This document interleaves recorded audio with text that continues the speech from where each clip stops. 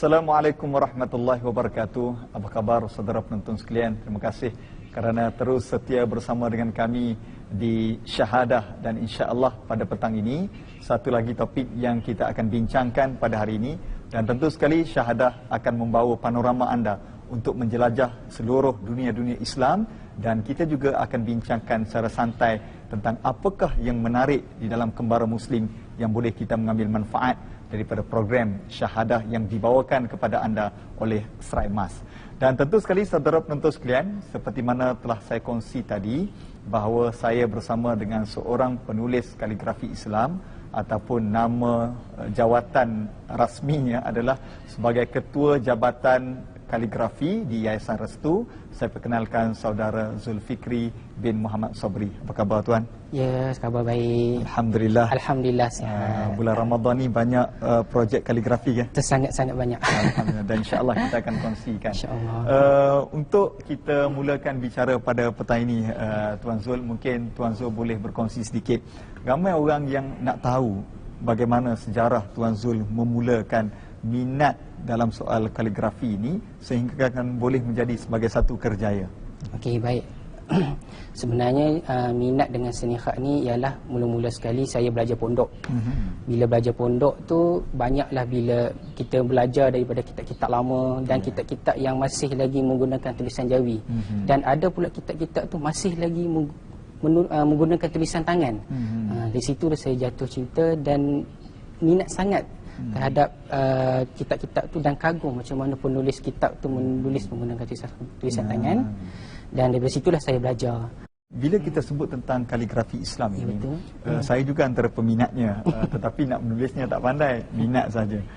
Mungkin tuan boleh berkongsi apa istimewanya kaligrafi Islam ini? Adakah dari sudut penulisannya ke, ataupun seni bentuknya ke, ataupun ada beberapa jenis tulisan khat sebenarnya? Okey, baik. Beza je seni Islam dengan sebenarnya seni ni banyak. Selain seni khat ni macam-macam lagi, kontemporari, bebas, abstrak ataupun figure macam-macam. Tapi berlainnya dengan seni khat ni ialah seni khat ni ialah seni yang disanad daripada turun-temurun. Yang mana kalau kita tengok sejarah dahulu, sahabat-sahabat menyalin wahyu yang dibaca oleh Nabi, yang disampaikan melalui malaikat Jibril. Dari situlah asal usulnya tulisan khat. Bila sahabat-sahabat menyalin, sampailah di zaman Saidina Osman, dikumpulkan, dijadikan satu Al-Quran, jadi dipanggil mushaf, yang dipanggil Al-Quran Karim. Dan seni khat ni daripada situ sampailah ke zaman kita sekarang. Jadi seni khat ni tak akan ketinggalan zaman sampai bila-bila.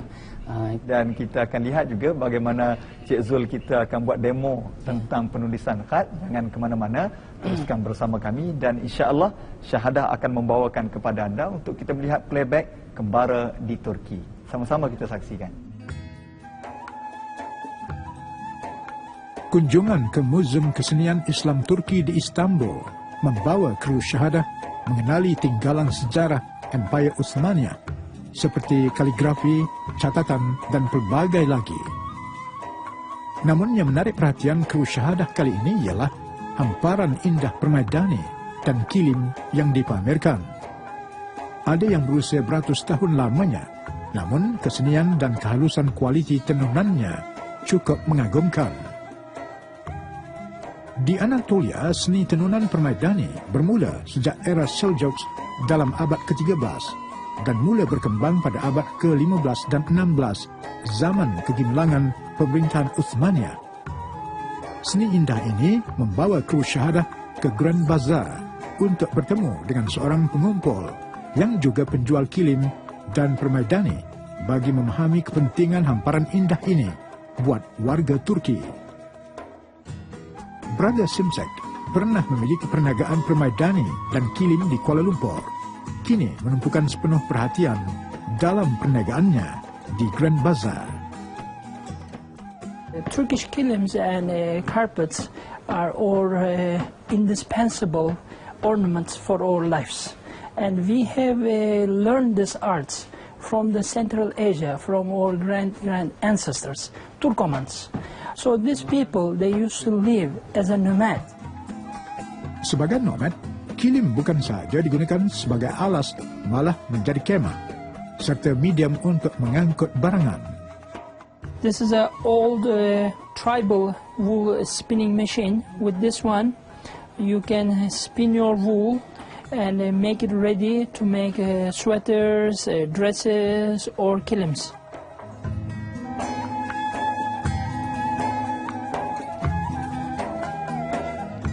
Bertemu dengan permaisuri hati kelahiran Johor, Brother Simsak cukup mesra dan sentiasa meraihkan siapa sahaja dari Malaysia. First of all, they are representing Islamic art. From the Central Asia, when we moved into the Anatolia, Ottomans, it's a mix with the Turkoman people, Armenian people. They have been taking some inspiration from each tribe.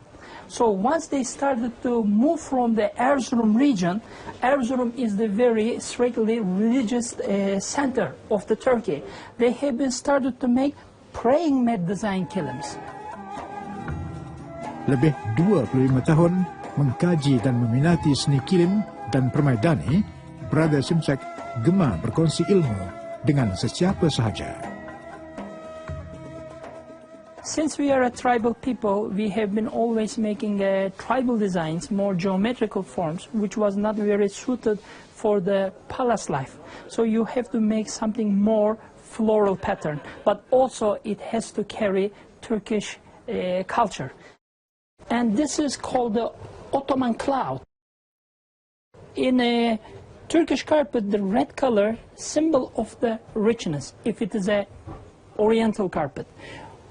Green color, symbol of heaven, because always we imagine the heaven is with lots of greens and beautiful, beautiful light. And the blue color, symbol of the royalty, nobility. So this is like a part of the colors belongs to Ottoman Empire. Kini beliau telah mengumpul beberapa permaidani dan kilim yang berusia hampir 100 tahun. Baginya, minatnya ini mendekatkan dirinya dengan kesenian Islam yang kian pudar di teknologi dan fashion. Bismillah. Bagi meneruskan kehalusan seni tenunan kilim dan permaidani ini, Brother Simsak dan rakan kongsinya menjejak pewaris-pewaris penenun yang tinggal di perkampungan sekitar Anatolia. Beliau menyediakan segala keperluan bagi mereka menenun ketika musim sejuk, dan hasilnya wujudlah hamparan indah ini yang dikongsikan untuk tatapan penonton di Malaysia. Kembali bertenaga bersama jus Hidayah Gold, sesuai untuk dijadikan minuman ketika mana berbuka puasa, mengembalikan tenaga di bulan Ramadan Al-Mubarak. Dan kita masih lagi dalam syahadah dan kita bincang tentang satu tajuk yang cukup menarik tentang kaligrafi Islam. Dan seperti mana saya janjikan sebelum ini, kita nak saksikan demonstrasi penulisan seni khat yang akan ditulis sendiri oleh Tuan Zulfikri. Dan Tuan Zul, sudah bersedia? Ya, sudah. Bagi anda yang mengetahui bagaimana penulisan yang baik, boleh ambil kertas sambil-sambil kita ikut Tuan Zul menulis surah Al-Kahfi. Ya, betul. Silakan. Ini tulisan apa, Tuan Zul? Yang saya tengah tulis ni ialah salah satu daripada lembaran Al-Quran, yang mana kalau kita buka Al-Quran, lembaran ni dia ada di tengah-tengah sekali. Surah Al-Kahfi, juzuk 15, dan saya tengah tulis ni adalah jenis khat nasah. Khat yang khat yang sesuai digunakan untuk penyalinan Al-Quran kerana dia mudah dibaca, susunan dia jelas, dan dia tulisan dia sangat formal. Baik, saudara penonton, boleh sama-sama kita ikuti bagaimana halusnya seni tulisan khat ataupun kaligrafi Islam yang ditulis oleh Cik Zulfikri. Jadi sebelum kita menulis ni, tambah-tambah kita menulis ayat Quran ni, kita mesti menyemak dulu, Ustaz. Menyemak dulu, sebab tu ada lakaran pensel. Bila kita buat lakaran pensel dan kita semak, bila kita siap semak dah dibetulkan, baru kita buat dengan dakwaan. Bila dibuat dengan bata resam ni, handap ni, tak boleh ada salah lagi. Itu je. InsyaAllah. Ustaz nak cuba ke? Tak apa, saya tengok lagi rosak apa ni khat. Saya gunakan teknik tradisional, iaitu kita menggunakan pokok kayu resam ni dan kita celup di dalam botol, dan kita menulis satu huruf sekali celup untuk mengekalkan dakwat dia. Dan dakwat yang kita gunakan ialah dakwat yang kualiti, yang kalis air, waterproof, untuk menaikkan lagi dia punya tulisan dia. Sebab manuskrip ni kita akan cetak dan kita akan jadikan dia satu naskah Al-Quran. Saudara penonton boleh saksikan ya bagaimana penulis kaligrafi Islam ataupun khat begitu teliti untuk menghasilkan satu lembaran ataupun satu naskah yang berkualiti. Sebab itu kita perlu kekalkan ataupun lahirkan lebih ramai anak-anak muda yang boleh terlibat dalam bidang khat ini, supaya kita dapat melahirkan lebih banyak kaligrafi Islam yang mempunyai seni yang tersendiri. Bukan sahaja boleh dijadikan sebagai hiasan dalaman rumah, tetapi juga adalah digunakan hari ini dalam pelbagai kaedah. Dan kita akan teruskan dengan apa yang Tuan Zul akan tulis sebentar lagi, dan kita akan lihat hasilnya sebentar lagi. Walau bagaimanapun, apa kata saudara, kita akan berehat sekali lagi, dan kita nak bawa, ayo kita akan melihat panorama yang terdapat di Turki. Sama-sama kita saksikan.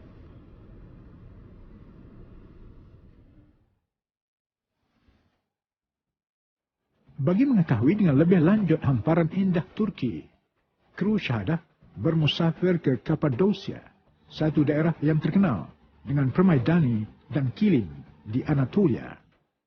Bagaikan berada di satu kota fantasi apabila tiba di sini. Golden Young Carpet sudi menerima kunjungan kru Syahadah bagi merakamkan teknik penghasilan permaidani serta kilim. Bunyi ketuk-ketak silih berganti, ibarat rentak muzik yang mengasyikkan. Namun, melihat kepada hasil tenunan, sungguh mengagumkan. We work with 3 different materials, which is silk, wool, and cotton. Silk is the strongest fiber and the finest one. These are wool. Wool material is the thickest. And this is cotton, and size of cotton is in between. Benang bulu kambing yang digunakan asalnya berwarna hitam dan putih kekuningan. Bagi mendapatkan warna lain, ia diwarnakan menggunakan pewarna semula jadi seperti bunga matahari, rosemary, dan kekacang. Teknik tenunan yang digunakan adalah teknik 2 lubang atau lilitan, yang kemudiannya dikemaskan dengan lapisan benang bulu kambing. Dimampatkan agar kejap, kuat dan sekata. Teknik yang hampir sama digunakan untuk material sutra dan juga kapas. And because it needs long time to make one carpet, that's why look, always ladies are weaving carpets in Turkey, not men. Because ladies have small finger and more patient. Men no patient, that's why men don't weave carpets in Turkey. Melihat kepada keindahan hasil tenunan, khususnya yang sutra, amatlah mengagumkan. Namun ia bukanlah mudah. Bursa is the first capital town of Ottoman Empire. We produce one of the highest quality silk in the world in Bursa city. And when I shake, you can hear the worm is inside and is dead. And when the cocoon is dry, because of natural gum of the silkworm, it's not easy to eliminate those threads from the cocoon. That's why we set this cocoon in regular hot water, and we wait like half an hour, so the gums in the cocoon get softer. And then with this simple strong brush, when you beat it like this, you catch the beginning part of the silk threads. Look. Easy and simple to catch the beginning part. This is the size of silk. You see, very fine. Melihat kepada kecekalan dan kesungguhan pekerja wanita di sini melaksanakan tugas masing-masing, membuktikan para muslimah Turki sebenarnya penyumbang kepada ekonomi negara 2 benua ini. Namun seni tenunan hamparan indah Turki semakin ditelan zaman dengan kemunculan pengeluar-pengeluar menggunakan mesin serta permintaan bermotifkan modern. kesenian Islam, terutamanya motif dan corak di zaman Uthmaniyah, semakin dilupakan. Kru Syahadah turut diberi peluang melihat koleksi lama Permaidani yang masih kelihatan baru, walaupun menghampiri usia 100 tahun. As you know, good Muslim person make 5 times pray in a day, and when they go to pray, they need a carpet. We call this carpet sejade, prayer carpets. This is one of our sejade. You turn this direction to the direction of Mecca, and then you make your pray on the carpets. We call this design Gate of Heaven, with candlelight, with Tree of Life design, with bunch of Tree of Life, and this design symbolize long life, good life.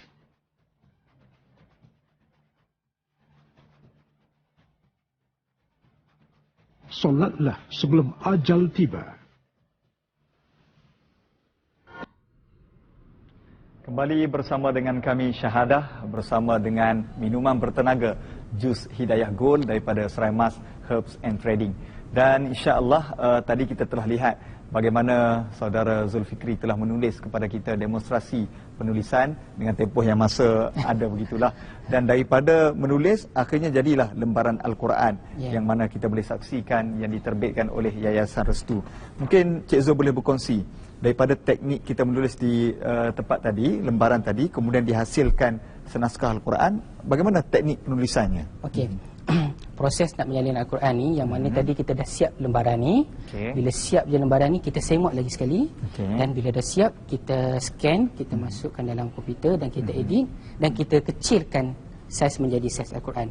Maknanya setiap Al-Quran yang kita tulis tu saiz dia sebesar ni dan kita kecilkan menjadi saiz ni. Maknanya lembaran yang kita dah tulis tu 604 muka surat tu semuanya saiz besar-besar dan kita kecilkan. Dan Ustaz, kita mengambil masa untuk menyiapkan satu naskah Al-Quran ni hampir 3 tahun. 3 tahun. 3 tahun bersama dengan 6 orang menyalin. Kalau Ustaz tengok setiap lembaran ni orang yang berlainan menulis. Tapi tulisan kena sama. Tu bermakna dan kita sudah pun menerbit lebih daripada 10 jenis mushaf yang terdapat di pasaran, dan yang ini yang terbaru ialah terjemahan perkata. Maknanya nak menulis ni tuan-tuan sekalian bukan senang. Perlukan kesabaran, penelitian dan juga mesti ada persamaan di antara penulis-penulisnya. Mungkin satu perkara lagi yang kita nak kongsikan. Selain daripada penulisan Quran ini, tentu sekali Cik Zul banyak menulis daripada Quran ataupun seni di masjid sebagainya. Apa perbezaannya ataupun yang mana lebih sukar, menulis lembaran Al-Quran ataupun seni-seni di dinding ataupun frame sebagainya? Sebenarnya teknik penulisan ni setiap penulis tu tak sama. Teknik dia berbeza. Contohnya kita menulis alif dan orang lain pun menulis alif, tapi teknik nak menjadikan alif tu tak sama. Kalau bagi saya sendiri, nak menyalin Al-Quran ni lebih susah daripada menulis di masjid ataupun di tempat-tempat lain. Kalau yang tak ada basic tapi bermula tulis, akhirnya boleh ke? Ya, boleh. Berapa tempohnya? Tempoh tu bergantung kepada kita.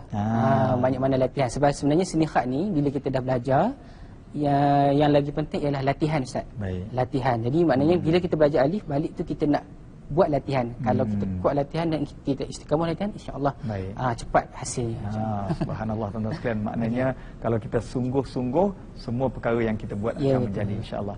Dan kita ucapkan terima kasih banyak-banyak kepada Serai Mas Herbs and Trading yang telah menaja rancangan Syahadah ini, dan kita ada sedikit sagu hati daripada penaja untuk diberikan kepada Cik Zul. Terima kasih kerana sudi bersama dengan kita, insya-Allah. Terima kasih, Ustaz. Dan saudara penonton sekalian, banyak perkara yang telah kita belajar tentang keindahan seni di dalam Islam. Dalam episod sebelum ini kita telah berbicara tentang seni bina Islam, tetapi hari ini kita memfokuskan tentang khat ataupun kaligrafi Islam. Ini menunjukkan bahawa Islam bukan hanya agama ritual, tetapi agama yang penuh dengan keindahan. Apabila kita meneroka keindahan Islam, maka kita akan lihat kesempurnaan Islam. Teruskan lagi bersama dengan kami dalam Syahadah yang dibawakan oleh Serai Mas Herbs and Trading. Kita jumpa lagi. Assalamualaikum warahmatullahi wabarakatuh.